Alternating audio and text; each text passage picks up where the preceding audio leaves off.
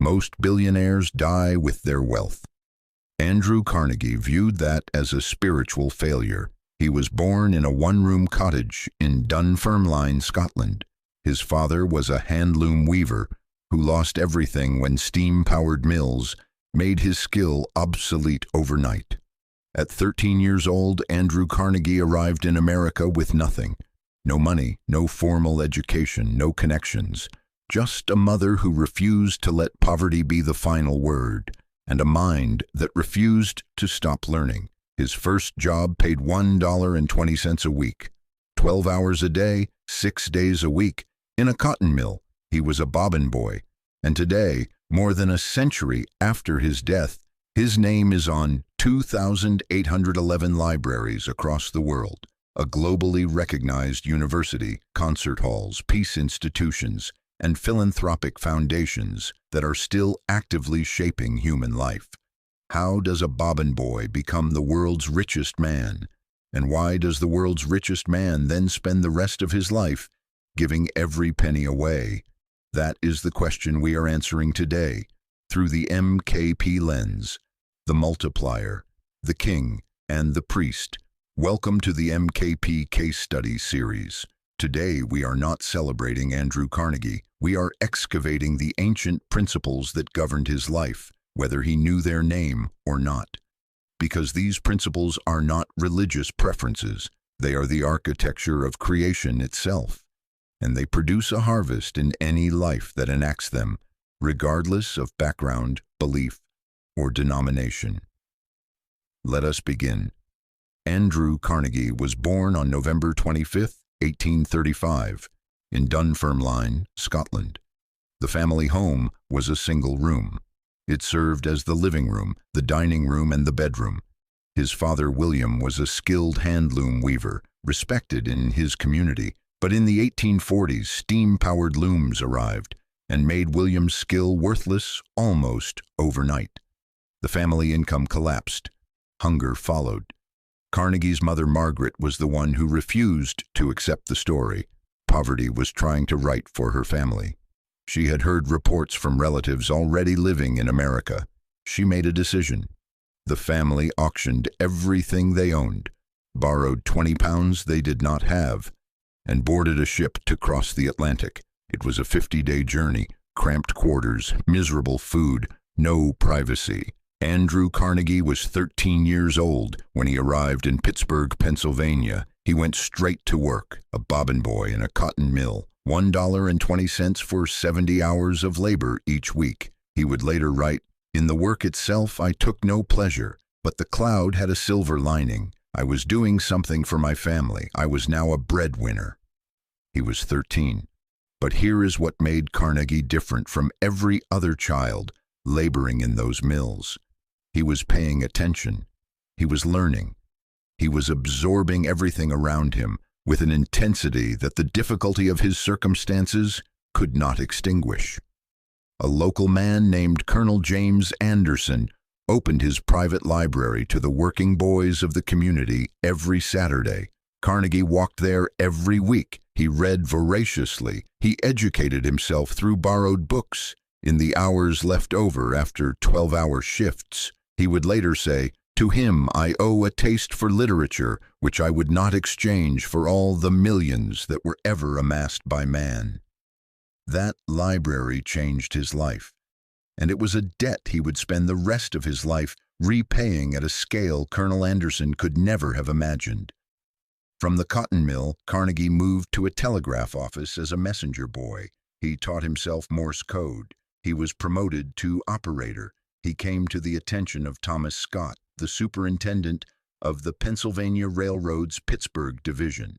Scott hired him as his personal secretary and telegraph operator, and Carnegie entered a new world. He watched, he learned, he invested. By 1863, when Carnegie was 27 years old, half of his income came from investments. He had turned a bobbin boy's wage into a self-generating income machine through nothing but the faithful, disciplined reinvestment of every return. By 1873, he entered the steel business, By 1900, his company produced more steel than all of Great Britain. In 1901, J.P. Morgan, the most powerful banker in the world, bought Carnegie's company for $480 million. Andrew Carnegie became the richest man on earth. And then he said something that the richest people of his age found deeply uncomfortable. The man who dies rich dies disgraced. He meant every word. By the time of his death in 1919, he had given away $350 million. In today's money, that is approximately $5 billion. He did not leave it to his children. He did not create a dynasty. He systematically, deliberately, and completely distributed his fortune in service of one conviction: that wealth is not a destination, it is a trust. That is the story. Now let us apply the lens. The parable of the minas found in Luke chapter 19 tells the story of a master who entrusts his servants with a sum of money and says, "Put this money to work until I come back." When he returns, the servants who have multiplied what they were given are rewarded with authority over cities. The servant who buried his mina out of fear loses even what he had. Andrew Carnegie's story is one of the most faithful enactments of this parable in modern history. He was given 3 minas. His first mina was his gift, not acting ability, not physical strength, not inherited privilege. His gift was an extraordinary capacity for learning and strategic thinking. He could walk into any environment and turn it into a classroom. He could read patterns that others missed. He could move on insight before the market had caught up with him. This gift cost him nothing because he never stopped investing in it. His second mina was his platform. He arrived in America at 13, penniless, at the precise historical moment when the entire infrastructure of a nation was being built from scratch. Railroads, telegraph lines, bridges, steel. He did not create this moment, he was assigned to it. What looked to most immigrants like an overwhelming and chaotic new world was, to a faithful steward with eyes to see, an uncontested arena of extraordinary opportunity. His third mina was his relational capital. Before Carnegie had money, he had a reputation for competence and reliability built one relationship at a time. Thomas Scott opened a door. Each relationship he served faithfully opened the next door. This treasury of earned trust was worth more than startup capital. It was the seed that would grow into an empire. Now here is the multiplication strategy. Phase 1. Faithful in the little. Carnegie was not waiting for a big opportunity. He was converting every small one into the foundation of the next. Every job he mastered completely before moving to the next. Every connection he made, he served before he leveraged. He went to night school. He read borrowed books. He turned his 12-hour workdays into an education. By 1863, half of his income came from investments. He had turned $1.20 a week into a self-generating income machine through nothing but faithful, disciplined reinvestment. Phase 2. Strategic reinvestment. When Carnegie entered the steel business, he understood something his competitors did not yet grasp. Steel was not just a product. It was the material of the future. It would build the railroads, the bridges, the skyscrapers, the ships. The one who owned the most efficient steel production would own the future of American infrastructure. He adopted the Bessemer process, a revolutionary new method of making steel, before any of his major competitors. He drove his costs down and his quality up. By 1900, his company produced more steel than all of Great Britain. A single company, built by a former bobbin boy, outproducing an entire nation. Phase 3. Scaling influence through the gospel of wealth. In 1889, Carnegie published an essay that would become one of the most influential documents in the history of philanthropy. He called it The Gospel of Wealth. In it, he argued that the wealthy are not owners of their fortune. They are trustees. stewards, and their obligation is not to accumulate indefinitely or to pass wealth on to children who did not earn it. Their obligation is to distribute it strategically in ways that empower others to help themselves. He did not give money to people. He built infrastructure, libraries, universities, research centers, concert halls, peace institutions. He multiplied his resources not into a personal dynasty, but into a civilizational gift. This is the multiplier's ultimate return, not just the fruit, but the orchard that feeds generations after you are gone. The king. A king is not merely someone with power. A king is someone who establishes rightful rule, order, and flourishing within a defined domain. Carnegie's kingdom was the domain of American industrial infrastructure at the precise moment that infrastructure was being built for the first time in history. He did not inherit this domain. He claimed it through decades of disciplined, strategic, faithful work. His first law as king was efficiency without compromise. He governed his steel empire with the conviction that no waste was acceptable and no process was final. There was always a better way, a faster way, a stronger product at a lower cost. He invested continuously in finding it. He adopted new technology before his competitors. He drove his margins down and his volume up. He outperformed everyone in his domain, not through suppression, but through the undeniable superiority of his product and his process. His authority was built on results.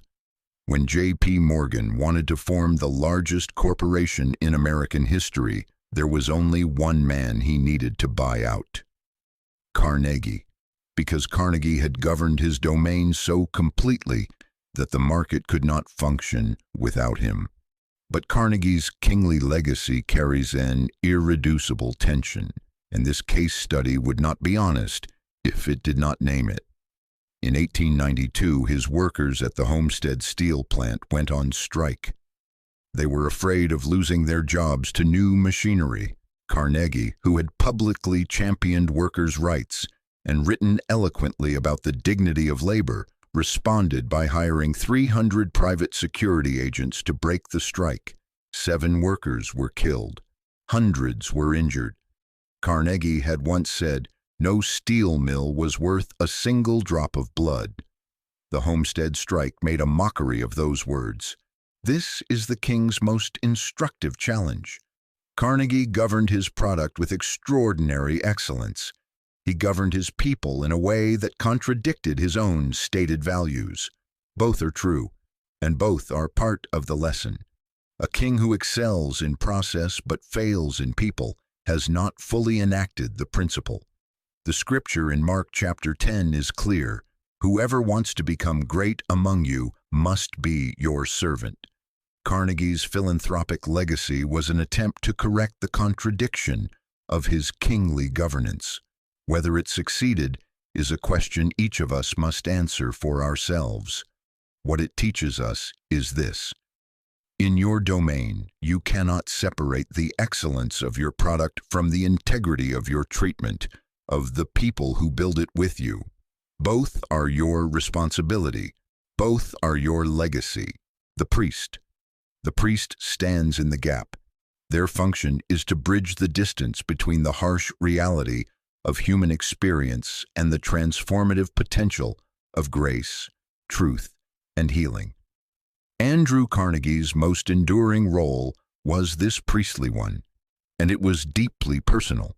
He had been a poor boy who could not afford books, a working child who educated himself through borrowed access to a private library.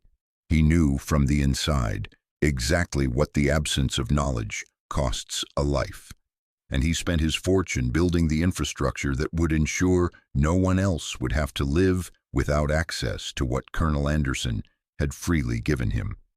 This is the most powerful principle of the priestly calling. The wound becomes the resource. The specific access that your own experience of scarcity most acutely needed becomes the specific gift you are uniquely qualified to give. Carnegie built 2,811 libraries across the English-speaking world. By the time of his death, about half of all public libraries in the United States had been built by Andrew Carnegie. He did not give people money. He gave them the tool by which they could educate themselves out of the conditions that had almost imprisoned him. He created Carnegie Mellon University to give children of working-class families access to technical education.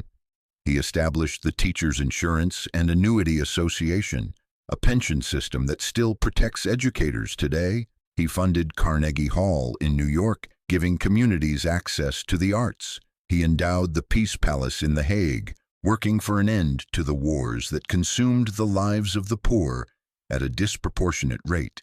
And then came his most prophetic act. In 1889, Carnegie published The Gospel of Wealth. In it, he spoke truth to the most powerful people of his age. He named the moral failure of dying rich. He called the wealthy to a standard of stewardship that most of them found deeply uncomfortable. He was not speaking from outside the system. He was the system's most successful participant, and that gave his words a weight that no external critic could have achieved. The man who dies rich dies disgraced. This was prophetic preaching without a pulpit. It was the priestly voice naming the dysfunction of his age and calling his community to a higher standard. And it has echoed across more than a century. Bill Gates and Warren Buffett have both cited Carnegie's Gospel of Wealth as the inspiration for the Giving Pledge, their commitment to donate the majority of their fortunes to philanthropy. A priest who speaks truth into a generation plants seeds that grow for generations after them. Andrew Carnegie was not an Orthodox Christian. He rejected organized religion in his later years and held theological views that were unconventional by the standards of his time. His story is not instructive because of his personal faith. It is instructive because the principles governing his life are ancient, universal, and woven into the architecture of creation itself. We are not canonizing Andrew Carnegie. We are excavating the principles. The multiplier principle comes from Luke chapter 19. Because you have been trustworthy in a very small matter, take charge of 10 cities. Carnegie began with $1.20 a week and a borrowed library card. He did not despise the smallness of his beginning. He treated every mina as sacred, and the return was not just a fortune.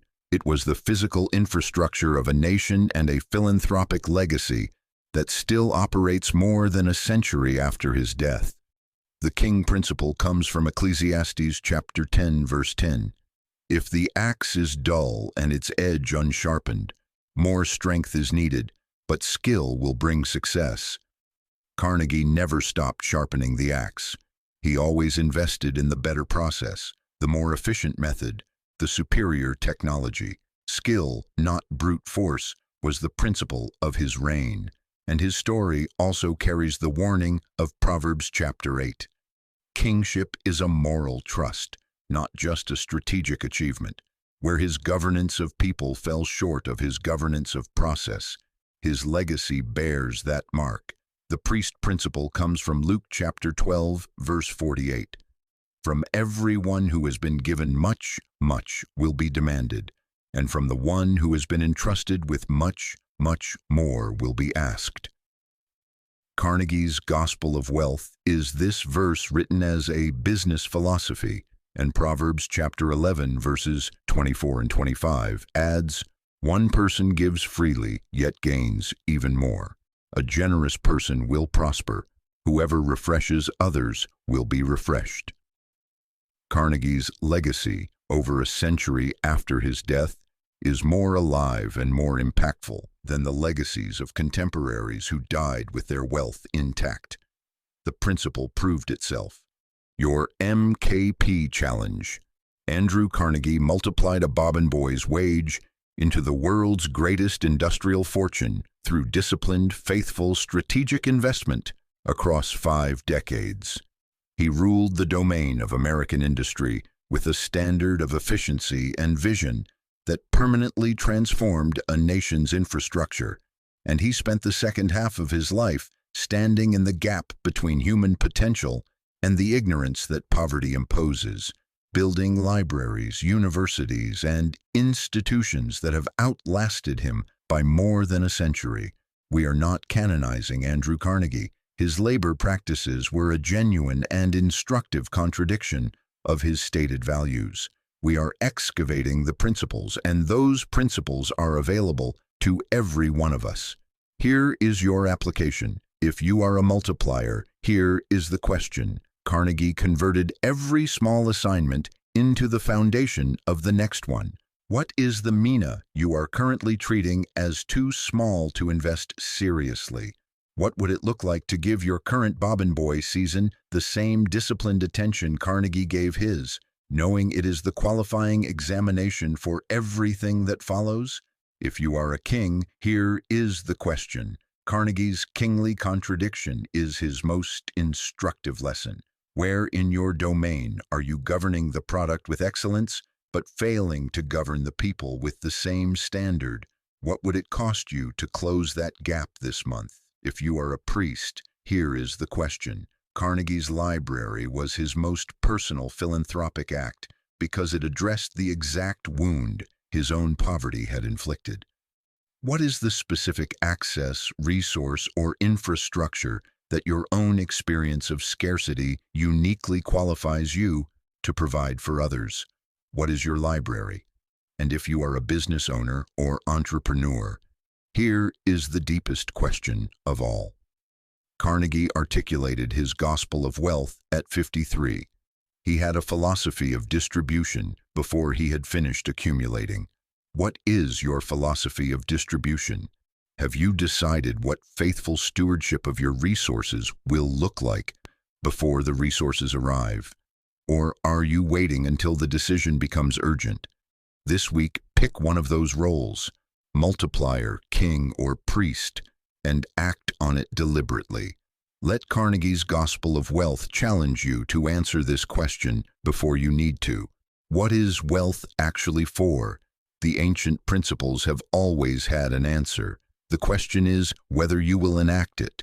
You may not have $480 million to give away, but you have a mina, you have a domain, you have a community that needs the library only your experience of scarcity qualifies you to build. The ancient principle is clear. Faithful multiplication is not the end of the assignment. It is the beginning of the distribution. Go and multiply. Rule and bridge. Right where you are, and decide now what it is all for. If this case study stirred something in you, subscribe and turn on notifications. New MKP case studies drop regularly where ancient wisdom meets modern influence. And share this video with one person who is in their Bobbin Boy season right now. They need to hear this today. I will see you in the next case study.